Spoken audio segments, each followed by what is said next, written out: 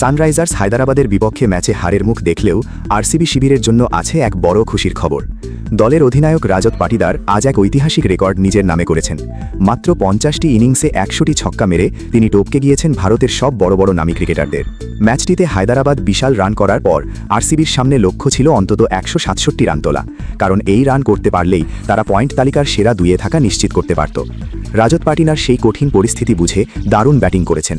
তিনি 39 বলে 56 রানের একটি গুরুত্বপূর্ণ ইনিংস খেলেন। তার এই ইনিংসে ছিল 6টি চার এবং একটি ছক্কা, আর এই একটি ছক্কা মেরেই তিনি আইপিএলের দ্রুততম ভারতীয় হিসেবে 100টি ছক্কা মারার মাইল ফলক স্পর্শ করেন। এর আগে ভারতের কোনো ক্রিকেটার এত কম ইনিংসে এই কৃতিত্ব অর্জন করতে পারেননি। রাজত মাত্র 50টি ইনিংসে এই বড় রেকর্ডটি গড়লেন। সামগ্রিকভাবে আইপিএল ইতিহাসে তিনি এখন 3 নম্বরে আছেন। তার আগে আছেন শুধুমাত্র ক্রিস গেইল এবং আন্দ্রে রাসেল। গেইল এই রেকর্ডে পৌঁছতে সময় নিয়েছিলেন 37টি ইনিংস এবং রাসেলের লেগেছিল 47টি ইনিংস। রাজত পাটিদারের এই সাফল্য আরও বিশেষ কারণ তিনি সম্প্রতি বড় চোট কাটিয়ে ফিরেছেন।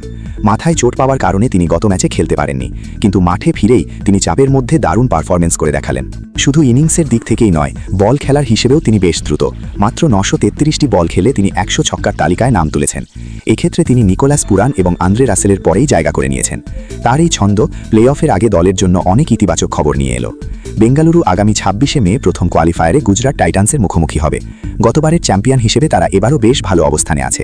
অধিনায়ক রাজত পাটিদারের লক্ষ্য এখন দলকে টানা দ্বিতীয়বার ট্রফি জেতানো। রাজত পাটিদারের এই রেকর্ড নিয়ে আপনাদের মতামত আমাদের জানান। ক্রিকেটের সব খবর সবার আগে পেতে আমাদের সাথেই থাকুন। ধন্যবাদ।